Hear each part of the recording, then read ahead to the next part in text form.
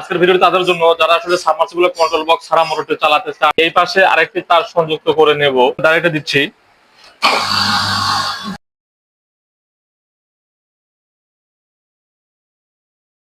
আসসালামু আলাইকুম বন্ধুরা, আপনারা সবাই কেমন আছেন? আজকে আমরা আরেকটি নতুন ভিডিও নিয়ে আসলাম আপনাদের মাঝে। আপনারা সামনে যে মোটরটি দেখতে পাচ্ছেন, এই মোটরটি হচ্ছে একটি 1.5 হর্সের সাবমার্সিবল মোটর।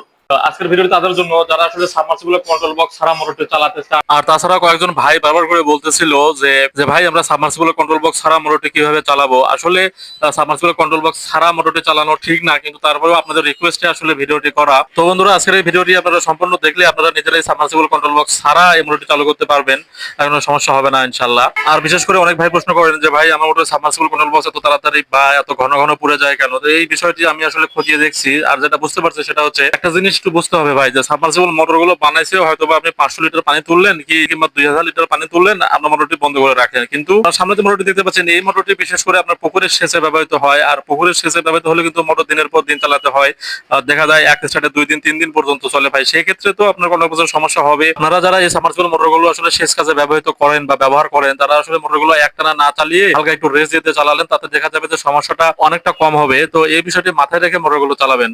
তো বন্ধুরা, সামনে দেখতেই পাচ্ছেন যে আমার সামনে 3টি তার রয়েছে।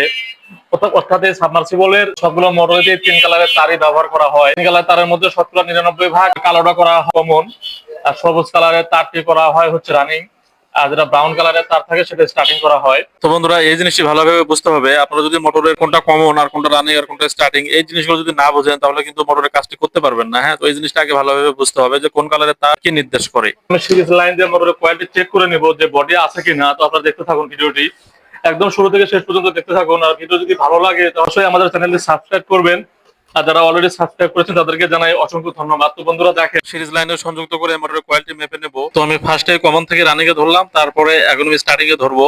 এই যে দেখেন স্টার্টিং কোয়ালিটি তো আমি ধরলাম, দেখেন লাইটে জ্বলতেছে। আর সেই সাথে একদম মোটরের বডিটাও চেক করে নেব। দেখেন বডিতে ধরতেছে একটা তার, মোটরটি ঠিক আছে, বডিতে কোনো কানেকশন পাচ্ছে না। যদি এখন আপনারা ভাবে লক্ষ্য করুন তাহলে বুঝতে পারবেন। এখন আমি মোটরটি চালিয়ে দেখাবো আপনাদেরকে। কন্ট্রোল বক্স ছাড়া যখন চালাবেন তখন সম্পূর্ণ ডাইরেক্ট না করে আপনারা জাস্ট এই টিপ সুইচটা রাখবেন, অর্থাৎ ওভারলোডটি রাখবেন। এই জিনিসটি ছাড়া মোটর ডাইরেক্ট করবেন না, কারণ আমরা মোটর যদি পরবর্তীতে কোনো সময় কোনো সমস্যা দেখা দেয় বা কয়লাতে কোনো সমস্যা হয়, তাহলে এই জিনিসটি টিপ করে আপনাকে একটি বড় দুর্ঘটনার হাত থেকে রক্ষা করবে। তো এই জিনিসটা রেখে দিই। অটোতে লাগানোর জন্য আমি একটা ক্লিপ এখানে লাগিয়ে নিব, সুবিধা হয়। এটা লাগানোর পরে এক পাশে এটা লাগিয়ে দিতে হবে। হ্যাঁ, কালোটা কমন, আমরা এখানে লাগিয়ে দিব। তো বন্ধুরা দেখেন, কালোটার সাথেই আমি এই পাশে আরেকটি তার সংযুক্ত করে নেব।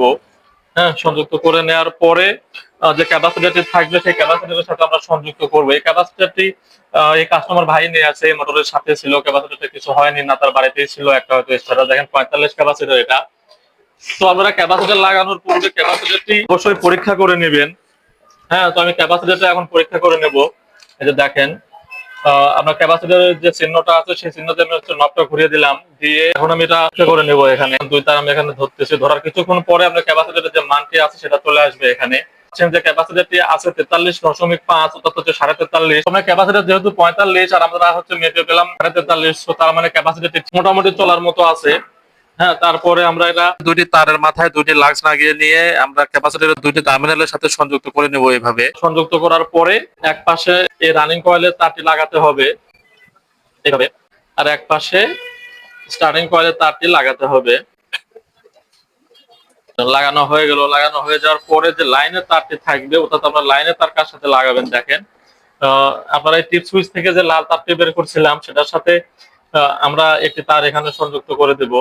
সংযুক্ত করে দেওয়ার পরে যে রানিং কয়েলের তারটি আছে, আপনার রানিং কয়েলের তার আর ক্যাপাসিটরের তার এটা এক পাশে সংযুক্ত করে দিব।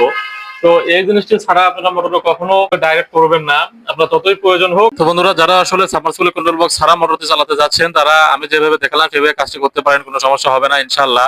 আর বন্ধুরা, আমাদের এই ভিডিওগুলো যদি ভালো লাগে তাহলে অবশ্যই আমাদের চ্যানেলটি সাবস্ক্রাইব করবেন, আর যারা অলরেডি সাবস্ক্রাইব করেছেন তাদেরকে জানাই অসংখ্য ধন্যবাদ। তো বন্ধুরা, চলেন এখন এই মোটরটি চালিয়ে দেখাই আপনাদেরকে। লাইনটি দিচ্ছি এখন, আর সেই সাথে আমি এই মোটরে কত অ্যাম্পিয়ার নিচ্ছে সেটা আমি মেপে দেখাবো। দেখেন, মিটারের নবটি আমি ঘুরিয়ে অ্যাম্পিয়ারে সিলেক্ট করে দিলাম। এখন আমরা এটি সিরিজ লাইনে সংযুক্ত করব, তারপরে আমরা ডাইরেক্টে দিব। তো দেখুন আমি সিরিজ লাইনে সংযুক্ত করলাম, আর তারপরে আমি ডাইরেক্টে দিচ্ছি। দেখুন বন্ধুরা, মোটরটি চালু হয়ে গেছে। মোটরটি 5.5 অ্যাম্পিয়ারের মতো কারেন্ট নিচ্ছে। তো বন্ধুরা, আপনারা চাইলে এইভাবে কাজটি করতে পারবেন, আর কোনো সমস্যা হবে না ইনশাআল্লাহ। কন্ট্রোল বক্স ছাড়া মোটর চালাতে হলে অবশ্যই ওভারলোডে ব্যবহার করবেন। তো আমাদের এই ভিডিওগুলো যদি ভালো লাগে তাহলে অবশ্যই আমাদের চ্যানেলটি সাবস্ক্রাইব করবেন, আর যারা সাবস্ক্রাইব করেছেন তাদেরকে জানাই অসংখ্য ধন্যবাদ। তো বন্ধুরা, সবাই ভালো থাকবেন, সুস্থ থাকবেন। আসসালামু আলাইকুম।